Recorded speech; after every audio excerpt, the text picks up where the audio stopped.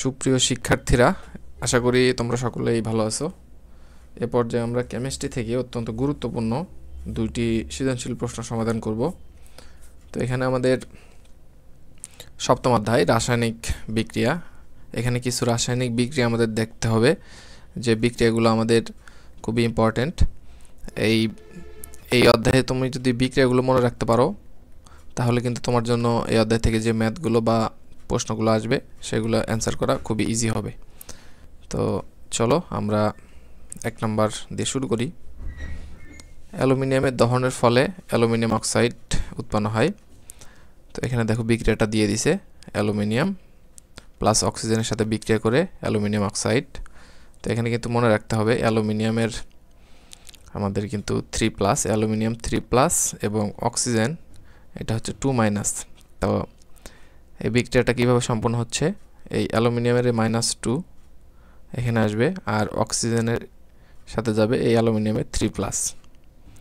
তো এগুলো হচ্ছে বলতে পারো যোজনীটা ইন্টারচেঞ্জ হয়ে এই বিক্রিয়াটা বা এই যৌগটা উৎপন্ন হবে। ওকে, এখানে দেখো ক নম্বর প্রশ্ন বলা হচ্ছে খাদ্য লবণের সংকেত লেখো। খ নম্বর নিয়ন নিষ্ক্রিয় কেন, ব্যাখ্যা করো। 20 গ্রাম অ্যালুমিনিয়াম থেকে কি পরিমাণ উৎপাদ হবে, অর্থাৎ এই যে অ্যালুমিনিয়াম এখানে 20 গ্রাম থেকে কি পরিমাণ উৎপাদ হবে এটা আমাদের দেখাতে হবে।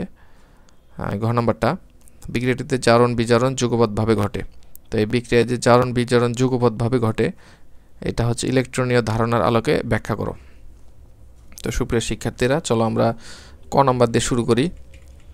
দেখো ক নম্বরে হচ্ছে আমাদের খাদ্য লবণের সংকেত হচ্ছে sodium chloride, NaCl, sodium chloride, এটা মনে রাখতে হবে। তো সোডিয়াম ক্লোরাইড হচ্ছে আমাদের খাদ্য লবণের সাধারণ সংকেত। তো খ নম্বর বলছে নিয়ন কেন হচ্ছে আমাদের নিষ্ক্রিয়। তো নিষ্ক্রিয় সংজ্ঞা হলো যে সে কোনো বিক্রিয়ায় অংশগ্রহণ করবে না বা কোনো ইলেকট্রন বা প্রোটন গ্রহণ করবে না। তো নিয়নের আমাদের প্রথমে ইলেকট্রন বিন্যাসটা দেখতে হবে। তো নিয়নের ইলেকট্রন বিন্যাসটা আমি যদি এখানে লিখি 1s2 2s2 2p6, এখানে দেখো 6 আর 2 8 আর 2 6 2 8 আর 2 10। তো এখানে কিন্তু 10টা হয়ে গেছে। তো এখানে দেখো আমাদের p অরবিটালে সর্বোচ্চ ইলেকট্রন থাকতে পারে, আমরা জানি 6টা, s অরবিটালে 2টা, এগুলো ইলেকট্রন থাকবে। তো আমি যদি এই s এর জন্য আঁকাই একটা অরবিটাল কেমন হবে, ইলেকট্রনটা আঁকাই। তো এটা হচ্ছে s এর জন্য, এখানে এটা একটা। তো এখানে দেখো 2টা ইলেকট্রন, এই একটা ইলেকট্রন, এই একটা ইলেকট্রন, তাহলে এই ঘরটা কিন্তু ফুলফিল। তো এই ঘরে কিন্তু বাইরে থেকে ইলেকট্রন আসতেও পারবে না, এখান থেকে ইলেকট্রন বেরও হতে হবে না, কারণ এরা অলরেডি ফুলফিল। আর এখানে p এর জন্য যদি আঁকাই, এটা হচ্ছে 2s অরবিটাল। তো এখানে 1 2 3, এখানে আরও থাকবে, এই যে টোটাল হচ্ছে 6টা ইলেকট্রন। তো এখানে হচ্ছে এটা হলো 2p অরবিটাল। তো এই 2p অরবিটালে আমাদের টোটাল ইলেকট্রন আছে হলো 6টা। তো এখানে দেখো এই ঘরটা ফুলফিল, এই ঘরটা ফুলফিল, এই ঘরটা ফুলফিল, এরা বাইরে থেকে ইলেকট্রন নিবেও না, এই ইলেকট্রনটা কাউকে দিবেও না। সো এরা কিন্তু একটা পূর্ণ অবস্থায় আছে। তো এই কথাবার্তায় দেখো এখানে লেখা আছে, এখানে নিয়নের ইলেকট্রন বিন্যাসটা দেওয়া আছে। ইলেকট্রন বিন্যাস হতে দেখা যায় নিয়নের সর্বশেষ কক্ষপথে 4টি ইলেকট্রন বিদ্যমান। এটি নিয়নের অত্যন্ত স্থিতিশীল কাঠামো, ইলেকট্রনীয় কাঠামো। এই যে আমি যেটা বললাম যে এখানে p অরবিটালটা একদম ফুলফিল অবস্থায় আছে, এটা কিন্তু অত্যন্ত স্থিতিশীল কাঠামো, এটা নড়াচড়া করবে না। এই স্থিতিশীল ইলেকট্রন কাঠামোর জন্য নিয়ন অন্য কোনো মৌলের সাথে ইলেকট্রন ত্যাগ, গ্রহণ বা শেয়ার করে না, অর্থাৎ রাসায়নিক বন্ধন তৈরি করে না। সুতরাং এটি কারো সাথে বিক্রিয়া করে না, নিষ্ক্রিয় অবস্থা প্রদর্শন করে, এজন্যই নিয়ন নিষ্ক্রিয়। তো আশা করি বুঝতে পেরেছো নিয়ন কেন নিষ্ক্রিয় অবস্থায় থাকে। গ নম্বর দেখো উদ্দীপকে অ্যালুমিনিয়ামের দহন বিক্রিয়াটি আমরা এখানে লিখলাম। আমাদের বলছে 20 গ্রাম থেকে কি পরিমাণ উৎপাদ পাওয়া যাবে, আমরা এটা প্রমাণ করব, অঙ্কটা করব। তো এখানে দেখো প্রথমে আমাদের যে বিক্রিয়াটা ছিল, এখানে অ্যালুমিনিয়াম সমান 4, এটা হচ্ছে মোল সংখ্যা। অ্যালুমিনিয়াম হলো এখানে 4 মোল ব্যবহার হয়েছে, 4 মোল। তো এখানে অক্সিজেন ব্যবহার হয়েছে 3 মোল, আর এখানে উৎপাদ পেয়েছি আমরা হচ্ছে 2 মোল। তো এখানে দেখো বিক্রিয়া হতে দেখা যাচ্ছে 4 মোল অ্যালুমিনিয়াম হতে 2 মোল অ্যালুমিনিয়াম অক্সাইড উৎপন্ন হয়। তাহলে 4 মোল অ্যালুমিনিয়াম থেকে তো কত গ্রাম আমরা অ্যালুমিনিয়াম পাবো? অ্যালুমিনিয়ামের পারমাণবিক ভর হচ্ছে 27। তো এটা হচ্ছে 1 মোলের জন্য। 1 মোলের জন্য আমরা পেলাম হলো 27। তো 4 মোলের জন্য আমরা পাবো হচ্ছে 108 গ্রাম। আবার এখানে দেখো আমাদের 2 মোল সমান আমরা কি পাবো? 2 মোল অ্যালুমিনিয়াম অক্সাইড। এই অ্যালুমিনিয়াম অক্সাইড হচ্ছে আমাদের এখানে দেখো অ্যালুমিনিয়াম অক্সাইড আমরা পাচ্ছি এখানে 2 মোল। তো 2 মোল অ্যালুমিনিয়াম অক্সাইড তাহলে 2 গুণ হবে এই অ্যালুমিনিয়াম অক্সাইডের যে পারমাণবিক ভর সেটা এখান থেকে বের করা হয়েছে। তো এখানে অ্যালুমিনিয়াম আছে 2টা, 27 গুণন 2 প্লাস অক্সিজেন আছে হচ্ছে 3টা, তাহলে 16 গুণন 3। এই সবগুলো যদি যোগ বিয়োগ করো তাহলে এখান থেকে তুমি এই 102 পাবা, এত গ্রাম। তো এটা হচ্ছে 1 মোলের জন্য। তো 102কে যদি তুমি 2 দিয়ে গুণ করো, যেহেতু আমাদের এখানে 2 মোল উৎপন্ন হয়েছে, তো এখানে যদি 2 দিয়ে গুণ করো তাহলে এখানে পাবো 204। তাহলে আমাদের এই কাজটা হয়ে গেল। 204 গ্রাম পেলাম। এই 108 গ্রাম অ্যালুমিনিয়াম থেকে আমরা 204 গ্রাম উৎপাদ পেলাম, অর্থাৎ অ্যালুমিনিয়াম অক্সাইড পেলাম। তো উৎপাদটাই তো আমাদের দরকার। তো 108 গ্রাম অ্যালুমিনিয়াম হতে যদি আমরা 204 গ্রাম পাই, তাহলে 20 গ্রাম অ্যালুমিনিয়াম থেকে আমরা পাবো এই 204 গুণন 20 ডিভাইডেড 108। তো এটা যদি আমরা ক্যালকুলেশন করি তাহলে আমরা পাবো 37.78। 20 গ্রাম অ্যালুমিনিয়াম থেকে 37.78 গ্রাম উৎপাদ পাবো। তো এটাই ছিল আমাদের এই অঙ্কটা। আমরা 20 গ্রাম থেকে বের করলাম। ঘ নাম্বার বলছে যে বিক্রিয়াটি জারণ বিজারণ যুগপৎভাবে ঘটে। তো তোমাকে এই বিক্রিয়াটা একটু দেখাতে হবে। এখানে আমরা প্রথমে ছিল অ্যালুমিনিয়াম, 4 মোল অ্যালুমিনিয়াম প্লাস অক্সিজেন, এখান থেকে আমাদের অ্যালুমিনিয়াম অক্সাইড। তো এটা তৈরি হলো। তো অ্যালুমিনিয়াম হচ্ছে এখানে দেখো একটা মৌল হিসেবে আছে। তো মৌল হিসেবে থাকলে এটা কিন্তু এর জারণ সংখ্যা হবে 0। এটা কিন্তু যৌগ হিসেবে নাই, এটা পরমাণু হিসেবে আছে বা মৌল হিসেবে আছে। তাহলে অক্সিজেনও কিন্তু এখানে মৌল হিসেবে আছে। যখনই এরা যৌগ গঠন করবে তখন এরা যোজনী ইন্টারচেঞ্জ করবে, মানে একজনের যোজনী আরেকজনকে দিয়ে দিবে। তাহলে অ্যালুমিনিয়ামের যোজনী হবে এই যে 3, কারণ অ্যালুমিনিয়ামের যোজনীটাই অক্সিজেনকে দিয়ে দিয়েছিল। এটা হবে +3। আর এই অক্সিজেনের ক্ষেত্রে এটা যেহেতু অধাতু, সেই জন্য অক্সিজেনের ক্ষেত্রে -3।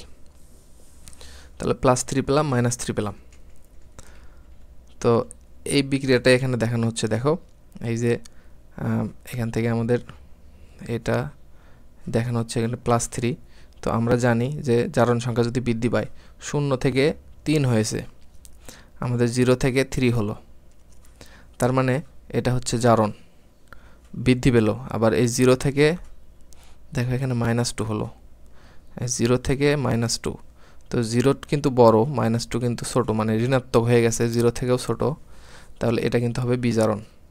আমরা জানি জারণ সংখ্যা যদি হ্রাস পায়, এই -2টার জারণ সংখ্যা এর আগে ছিল 0, তো 0 থেকেও ছোট হয়ে গেছে, তার মানে এটা হবে বিজারণ। তো এই বিক্রিয়া এই কথাটাই বলা হচ্ছে, বিক্রিয়ক অ্যালুমিনিয়ামের জারণ সংখ্যা 0, উৎপাদে +3। এই উৎপাদে +3 অ্যালুমিনিয়াম 3টি ইলেকট্রন ত্যাগ করায় এর জারণ সংখ্যা 0 থেকে +3 হয়েছে। ইলেকট্রনীয় মতবাদ অনুসারে ইলেকট্রন ত্যাগ হলো জারণ বিক্রিয়া, তাই অ্যালুমিনিয়ামের জারণ সংঘটিত হয়েছে। আমি যে কথাটা বললাম আর কি, যদি জারণ সংখ্যা বৃদ্ধি পায় সেই ক্ষেত্রে জারণ বিক্রিয়া হবে। আবার বিক্রিয়ায় অক্সিজেনের জারণ মান 0 এবং উৎপাদে -2। অক্সিজেনের 2টি ইলেকট্রন গ্রহণ করায় জারণ মান 0 থেকে -2 হয়েছে। তো এখানে যে ব্যাপারটা ঘটছে, 0 থেকে -2 কেন হলো? এই অক্সিজেন 2টা ইলেকট্রন গ্রহণ করে নেগেটিভ হয়ে গেছে। অক্সিজেন 2টা ইলেকট্রন গ্রহণ করে নেগেটিভ হয়ে গেছে। তো সেই কথাটাই এখানে বলা হচ্ছে, যেহেতু গ্রহণ করেছে সেহেতু বিজারণ। যেহেতু ইলেকট্রন গ্রহণ একটি বিজারণ বিক্রিয়া, তাই অক্সিজেনের বিজারণ সংঘটিত হয়েছে, অর্থাৎ জারণ ছাড়া বিজারণ সম্ভব নয়। এখানে যে বিক্রিয়াটা হলো, এই ফুল বিক্রিয়াটা একজন ইলেকট্রন ছেড়ে দিল, মানে একজনের জারণ হলো আরেকজনের বিজারণ হলো, এটা কোথায় ঘটতেছে? এটা কিন্তু এই একটা মাত্র যৌগের মধ্যে হচ্ছে, অর্থাৎ জারণ ছাড়া বিজারণ সম্ভব নয়। সুতরাং জারণ বিজারণ যুগপৎ সংঘটিত হয়, মানে একজনের জারণ হলে আরেকজনের অবশ্যই বিজারণ হতে হবে, তাছাড়া কিন্তু ওই যৌগটা আমাদের সংঘটিত হবে না। তো এটাই বলা হচ্ছে যে জারণের মাধ্যমে বিজারণ হয় এবং জারণ বিজারণ একসাথে সংঘটিত হয়। তো নেক্সট প্রশ্ন, আমরা এখন 2 নম্বর প্রশ্নের সমাধান করি। দেখো এখানে বলা হচ্ছে ক্যালসিয়াম কার্বনেটকে হিট দেওয়া হচ্ছে, ক্যালসিয়াম অক্সাইড আর এক্স একটা যৌগ, আবার এক্স এর সাথে এই এখানে যে এক্সটা তৈরি হলো সেটার সাথে H2O M যৌগ, পটাশিয়াম অক্সাইড প্লাস H2O এটা হলো N যৌগ। তো এখানে বলা হচ্ছে নিঃসরণ কাকে বলে? নিঃসরণ কাকে বলে? আচ্ছা, খ নম্বর, উদ্দীপকের প্রথম বিক্রিয়াটি কোন ধরনের ব্যাখ্যা করো। উদ্দীপকের M যৌগে কার্বনের জারণ সংখ্যা নির্ণয় করো। উদ্দীপকের M ও N যৌগদ্বয়ের সমন্বয়ে গঠিত লবণটি ক্ষারীয় বিক্রিয়া সহ বিশ্লেষণ করো। ওকে। ক নম্বর, সরু ছিদ্রপথে কোনো গ্যাসের অণুসমূহের উচ্চ চাপ থেকে নিম্ন চাপে বেরিয়ে আসার প্রক্রিয়াকে নিঃসরণ বলে। উদ্দীপকের 1 নং বিক্রিয়াটি হলো, ওকে আমরা নিঃসরণটা দেখলাম, এখন আমাদের খ নম্বর প্রশ্নটা, উদ্দীপকের প্রথম বিক্রিয়াটিতে কোন ধরনের ব্যাখ্যা করো। প্রথম বিক্রিয়া কোনটা? ক্যালসিয়াম কার্বনেট হিট দিলে ক্যালসিয়াম অক্সাইড আর এক্স যৌগ তৈরি হয়। তাহলে উদ্দীপকের 1 নং বিক্রিয়াটা আমরা এখানে লিখে নিলাম। দেখো এখানে আমাদের এক্সটা ছিল হচ্ছে এই কার্বন ডাইঅক্সাইড, ক্যালসিয়াম কার্বনেট, একে যদি আমরা হিট দেই এটা সলিড কঠিন, ক্যালসিয়াম অক্সাইড প্লাস এখানে হবে কার্বন ডাইঅক্সাইড, এটাই হচ্ছে আমাদের এক্স। তো এখানে দেখো বিক্রিয়াটি মূলত চুনাপাথরের বিয়োজন বিক্রিয়া। তো ক্যালসিয়াম কার্বনেট তাপে বিয়োজিত হয়ে ক্যালসিয়াম অক্সাইড ও কার্বন ডাইঅক্সাইড উৎপন্ন করে। খোলা পাত্রে এই বিক্রিয়া সংঘটিত করলে গ্যাসীয় উৎপাদ ক্যালসিয়াম কার্বনেট বিক্রিয়া পাত্র থেকে অপসারিত হয়। ফলে ক্যালসিয়াম অক্সাইড ও কার্বন ডাইঅক্সাইড পুনরায় বিক্রিয়া করে ক্যালসিয়াম কার্বনেট উৎপন্ন করতে পারে না, ফলে বিক্রিয়াটি শুধু একদিকে সংঘটিত হয়। যে বিক্রিয়া শুধুমাত্র একদিকে সংঘটিত হয় তাকে একমুখী বিক্রিয়া বলে। সুতরাং উদ্দীপকের 1 নং বিক্রিয়াটি বিয়োজন বিক্রিয়া এবং একটি একমুখী বিক্রিয়া। তো আশা করি বুঝতে পেরেছো। আমাদের ক নাম্বার বলছিল যে উদ্দীপকের প্রথম বিক্রিয়া কোন ধরনের বিক্রিয়া। প্রথম বিক্রিয়াটি হলো একমুখী বিক্রিয়া,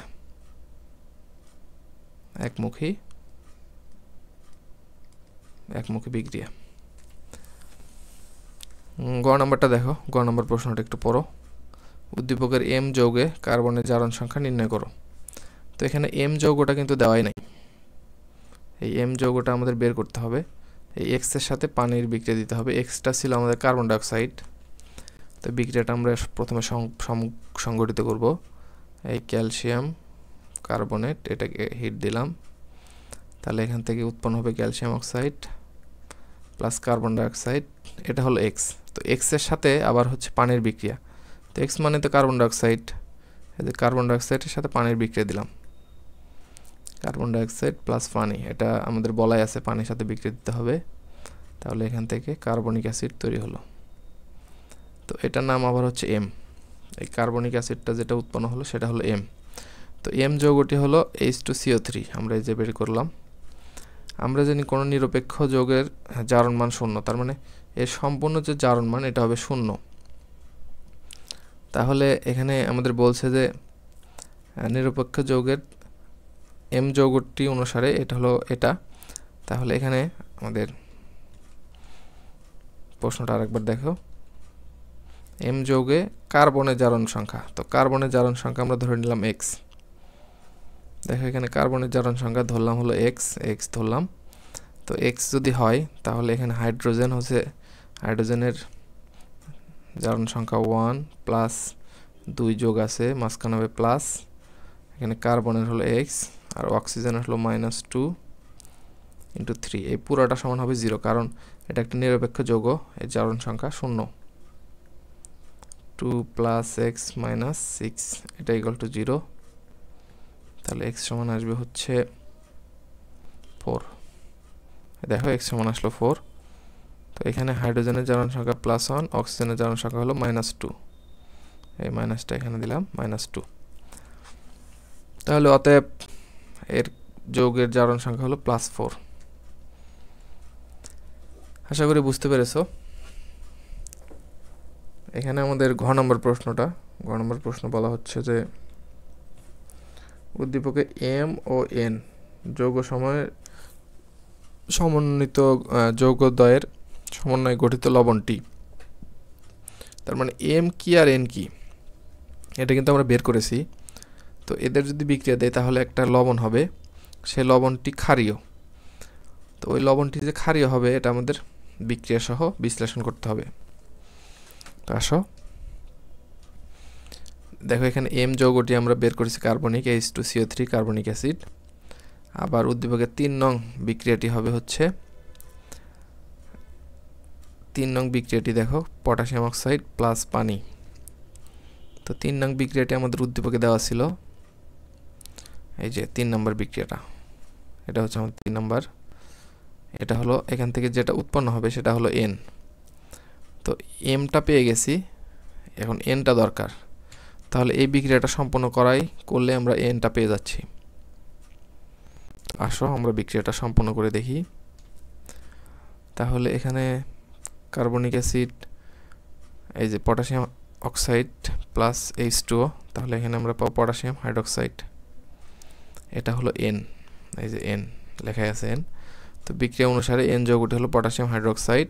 তাহলে M ও N যৌগের মধ্যে সংঘটিত বিক্রিয়া। তো আমাদের প্রশ্ন বলছে M এবং N এর মধ্যে সংঘটিত বিক্রিয়ার যে লবণ তৈরি হবে, তো এই যে এটা এবং এটা M এবং N, এটা M এটা N, এই দুটো বিক্রিয়া হচ্ছে potassium carbonate K2CO3 plus H2O। এই যৌগটা হচ্ছে আমাদের পটাশিয়াম কার্বনেট।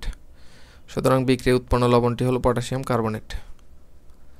এই যে বিক্রিয়াটা আমরা পেলাম, দেখো এটা একটা লবণ পটাশিয়াম কার্বনেট, দেখো এখানে এটা অ্যাসিডও না বেসও না, বা ক্ষার বা অ্যাসিড কোনোটাই না। তো এটির প্রকৃতি ক্ষারীয় প্রকৃতির লবণ। তো এটা আমরা ব্যাখ্যা করব পটাশিয়াম কার্বনেট লবণটিকে পানিতে দ্রবীভূত করলে।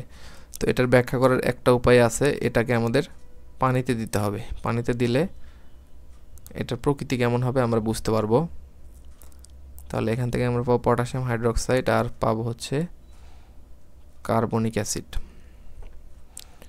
তো এই পটাশিয়াম হাইড্রোক্সাইড এবং এই কার্বনিক অ্যাসিড এই দুটাকে যদি আমরা ভাঙি, দেখো এটাকে ভাঙা মানে হচ্ছে এই দুটার এটা যদি পানিতে দেই তাহলে আমাদের প্রথমে এই দুটো যদি পানিতে দেই তাহলে এই দুটো উৎপাদ পাবো। তো এই দুটো উৎপাদকে যদি আমরা ভাঙি তাহলে এখান থেকে পাবো পটাশিয়াম, এখান থেকে পাবো OH, আবার এখান থেকে পাবো H+, আর এখান থেকে পাবো হচ্ছে কার্বনেট আয়ন।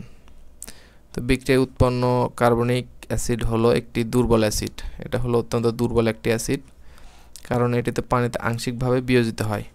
মানে এটা সচরাচর সম্পূর্ণ বিয়োজিত হয় না, এটা আংশিক বিয়োজিত হয়। আচ্ছা, আবার পটাশিয়াম হাইড্রোক্সাইড হলো শক্তিশালী ক্ষার, কারণ এটি পানিতে সম্পূর্ণ বিয়োজিত হয়ে পটাশিয়াম ও OH আয়ন দান করে।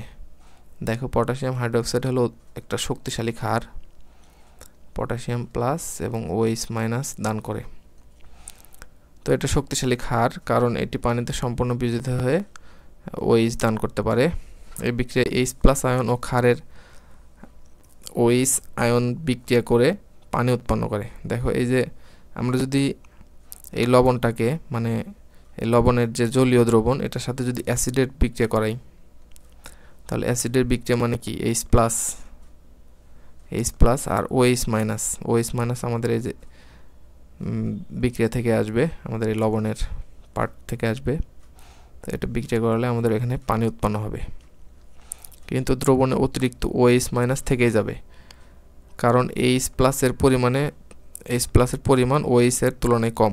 যেহেতু দ্রবণে OH এর আধিক্য থাকবে তাই দ্রবণটি হবে ক্ষারীয়। তো এখানে আমাদের এইটুকুই।